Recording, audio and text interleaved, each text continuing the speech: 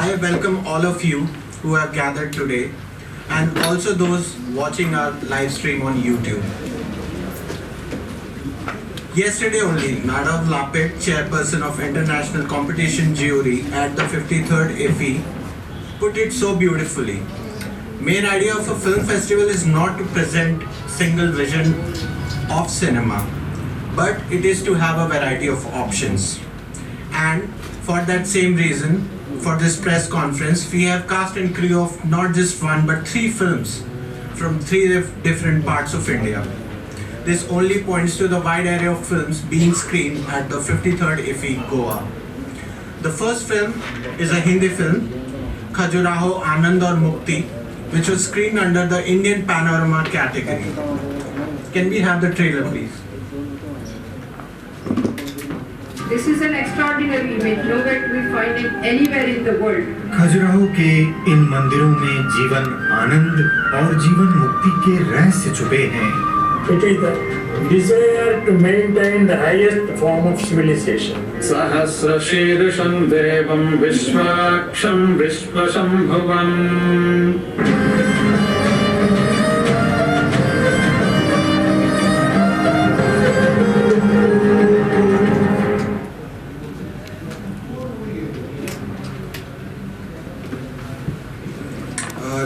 We have with us director and producer Deepika Patari ma'am and the co-director Ramji Om sir. Now for those who haven't watched the film, I will try to give a brief synopsis. The Khajuraho temples are popularly known for erotic sculptures, but there are philosophical mysteries hidden behind the erotic reliefs. The mysteries of yoga and Samkhya at the Lakshman temple of Khajuraho are unveiled in this documentary. All the erotic and non-erotic imagery is an integral part of the Vedic and Puranic Hindu culture. The Khajuraho Lakshman temple, considered as the abode of Vaikuntha Vishnu, unravels these aspects in its supremely exquisite art forms in the film. Moving on to the second film, which is in Sanskrit, Yanam. This non-feature film was also screened under the Indian Panorama section at the 53rd IFFI. So if we can have the trailer, please.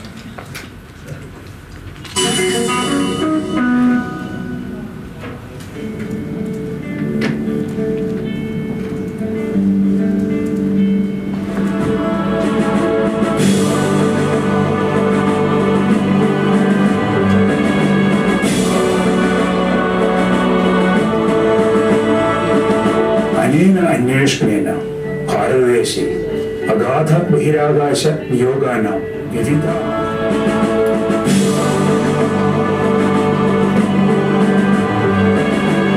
त्रयोदशोत्तर द्विसहस्रतम वर्षस्य लक्ष्यम् अधिगन्तुं क्लेशकः।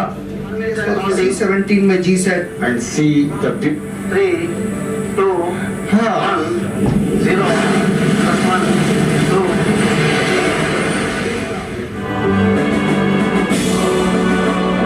आज मंगल को मौन मिल गई।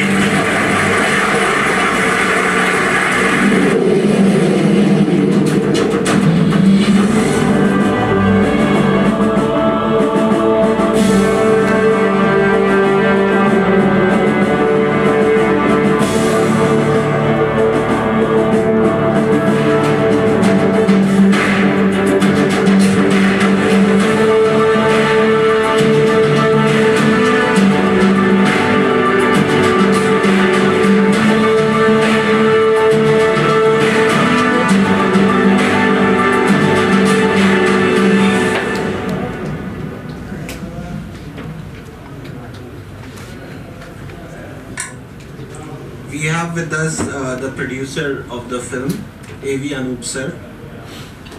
Now for those who haven't watched the film, here's a brief summary. So Yanam portrays India's dream project, Mangalyaan, Mars Orbiter mission, as the first science-based documentary in Sanskrit in the history of world cinema. It shows the capabilities and expertise of the Indian Space Research Organization, the stellar performances of the talented space scientists, and the importance of Sanskrit language. revealing how India overcame an arduous interplanetary journey for a monumental victory in the first attempt itself. It is based on the autobiographical book My Odyssey by former ISRO chairman Padma Bhushan Dr. Radhakrishnan. The third film that we have today is a Kannada film, Madhyantar.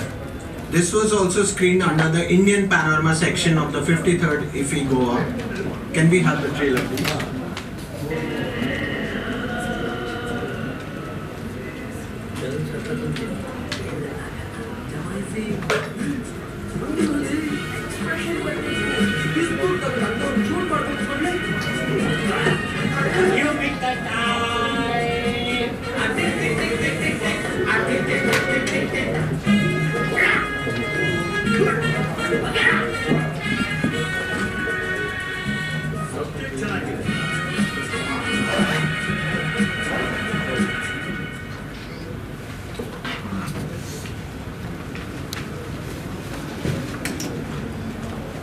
Representing the film, we have with us the director, Basti Dinesh Shenoy, and the lead actor, Ajay Neenasam. Now for those who haven't watched the film, I'll try to give a brief synopsis. It's about two little boys growing up in the 1970s in Karnataka, working as waiters at a small eatery in a Mofussil town. Their poverty is not an impediment for their love of cinema. This film explores their journey from being a pedestrian film buffs to their lucky foray into the world of filmmaking and their eventual journey towards becoming film directors. Now, let us know briefly about each of the films. So, we will start with the first film, Khajuraho, Anand aur Mukti. So, Deepika ma'am, if you can briefly tell us about the film, how did the idea come to you?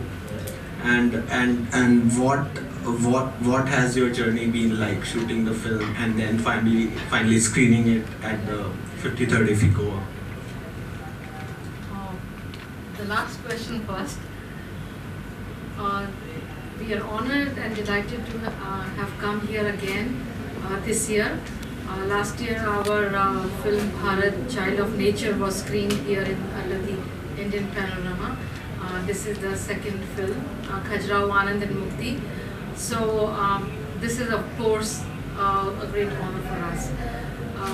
This Khajuraho film is basically part of the 24 episode series under Indian Civilization, which we have recently launched.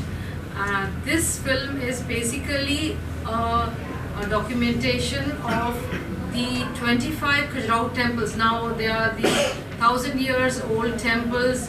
Of course they are in ruins, but this is what we have in North India left of that centuries ago monuments, you can say.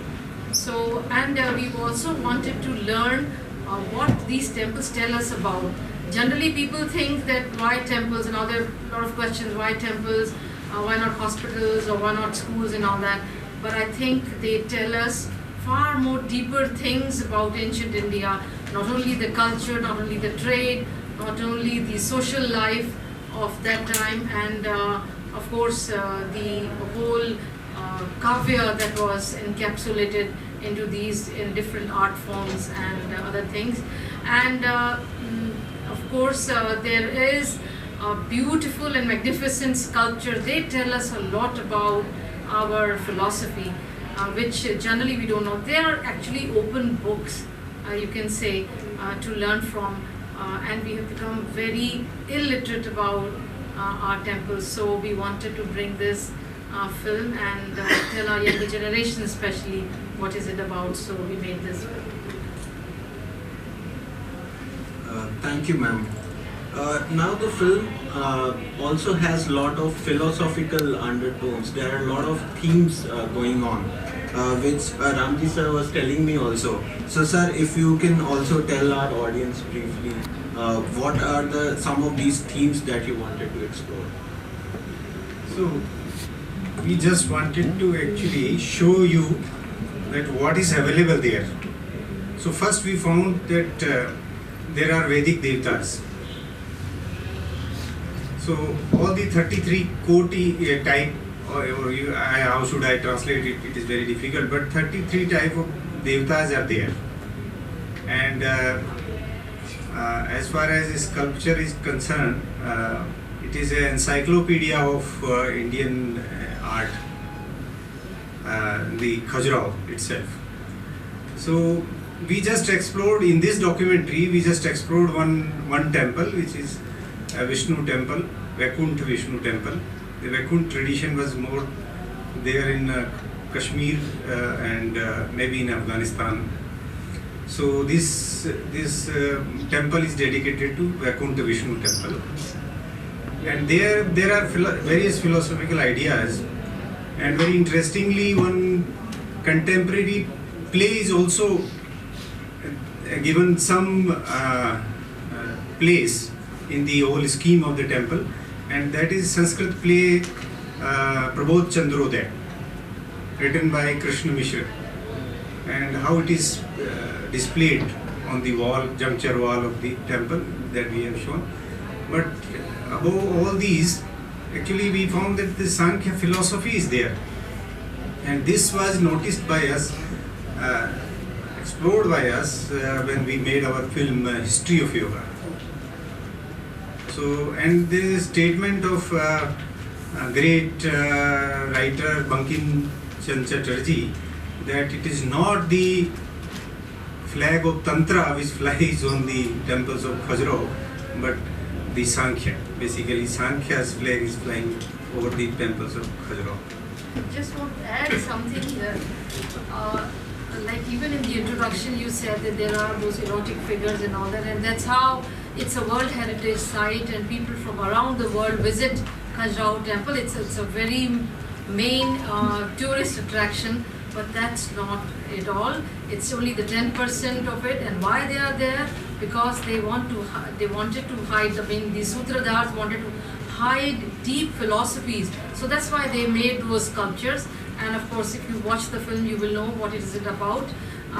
So it is not about this whole the notion that it is erotic temples and Vedic and other Puranic texts have this on. That is not the case. It is basically, as Ramji said, that it is a whole encyclopedia of our philosophy and the whole temple architecture that is there. So it's not eroticism displayed on Khajuraho temple. Yes, there are few, but that has a purpose, deeper purpose. The way you have explained, ma'am, I'm sure our audience's interest has been is speaking for watching this film. Now we move on to A.V. Anup sir.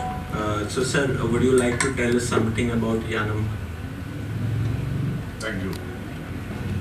First of all, thank you. Am I audible?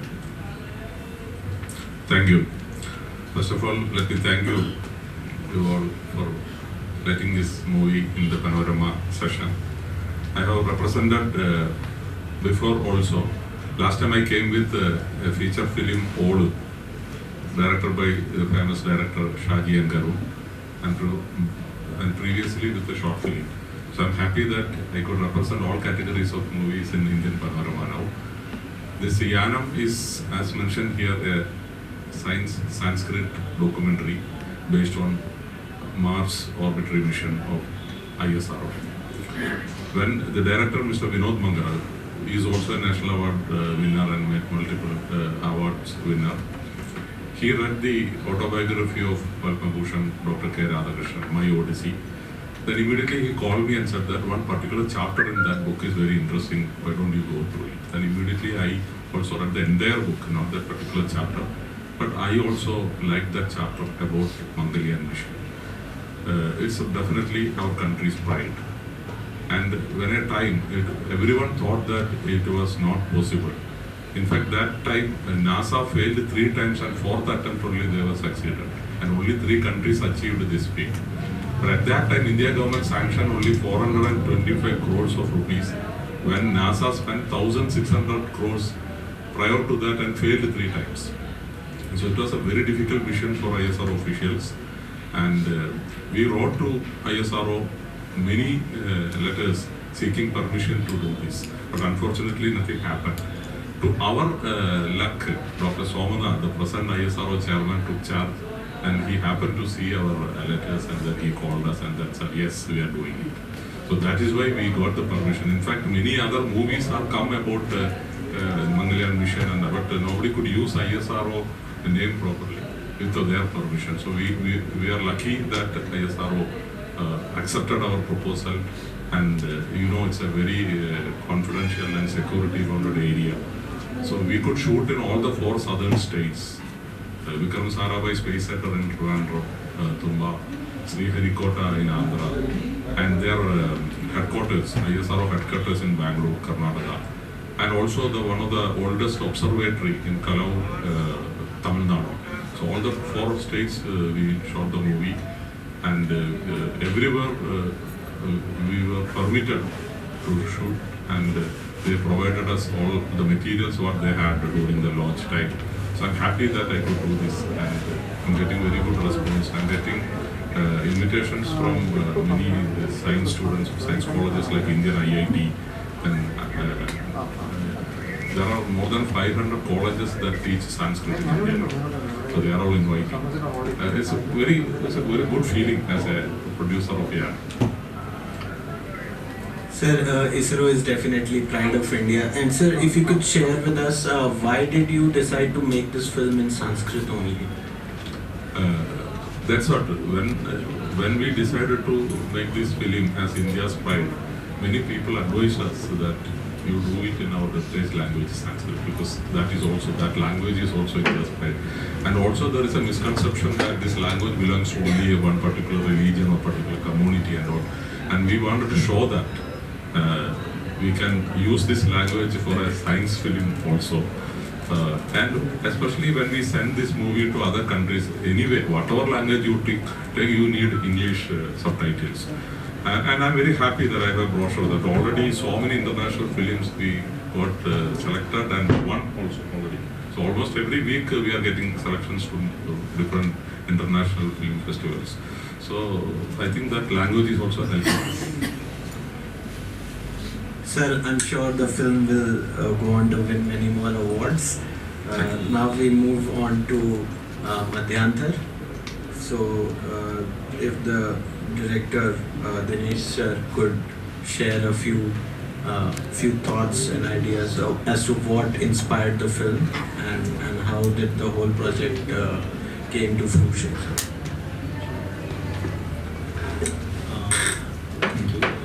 Actually, Madhyantara is a lockdown baby. So if there was no lockdown, I don't think I would have got this idea, because I've been into filmmaking since last 26 years, and I started my career as a cinematographer, and later on I started working as a production executive. So one is always busy when you are in production, so you don't have time to take a pause and get ideas. But because I was a freelancer, I don't have a day job, so all I did was to read books or see videos or films in OTT platforms.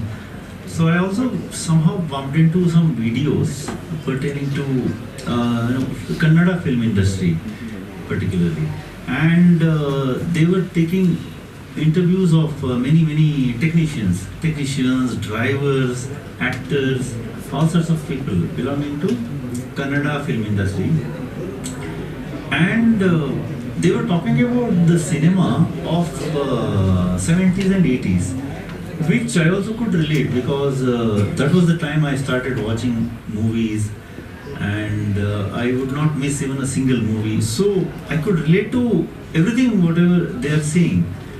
So I started getting this idea. A genesis idea came when I was watching an interview with a producer. So I thought I should do something about it, and I started writing. I did not have any plan, like, this will go to festival, this will go do this will do that. I just wanted to write. and I took some 4 months to write the first draft. After that, I thought the kind of research I have done in the last 4 months, I must have seen, I revisited all those movies which I had watched in my childhood. And I started, my research was that to watch Kannada movies of that era and read books about people who worked in movie making in that era. And of course, these YouTube channels helped me a lot to have life. And in my story, I borrowed from many older generation technicians' life experiences. So yeah, so whatever I did research on, and I thought I would not be able to transfer it to someone else's mind, and I thought I decided to make this direct this film. That this is my first directorial venture when it comes to fiction.